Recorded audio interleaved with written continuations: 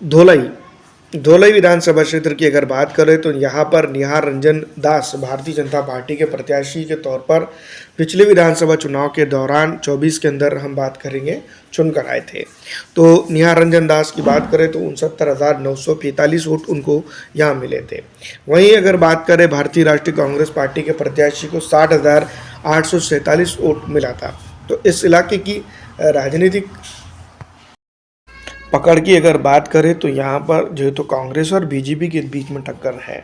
तो ऐसे हालात में जो है तो यहाँ पर आसाम की ढोलई विधानसभा क्षेत्र के ऊपर दूसरे किसी पॉलिटिकल पार्टी के प्रत्याशी की अगर बात की जाए तो वो नहीं बनती है। तो तमाम तर चीज़ें हैं, इस बार जो तो क्या हालात रहेंगे ये अलग चीज़ है। लेकिन अगर इस विधानसभा क्षेत्र के ऊपर भी ऑल इंडिया डेमोक्रेटिक फ्रंट जिसको हम कह सकते हैं, मौलाना बदरुद्दीन अजमल की जो पार्टी है उसके साथ अगर कांग्रेस गठबंधन करती है तो यहाँ पर जो है तो कांग्रेस को बड़ा फ़ायदा होगा। अगर नहीं तो फिर यहाँ पर वही होगा जो उमूमी तौर पर होता आया है, पिछड़ा दलित आरक्षित मुस्लिम समाज का वोट बटेगा जो सेकुलर है, और यहाँ पर जो है तो ऐसी फाशिस्ट ताकतें चुनकर फिर से आएंगी जो इस इलाके की जो राजनीतिक स्थिरता है वो पूरी तरह से डिस्टर्ब कर देंगी। तो कहीं ना कहीं ये बात हम ज़रूर समझते हैं कि इस बार जो है तो विधानसभा के अंदर काफ़ी कुछ चीज़ें होंगी।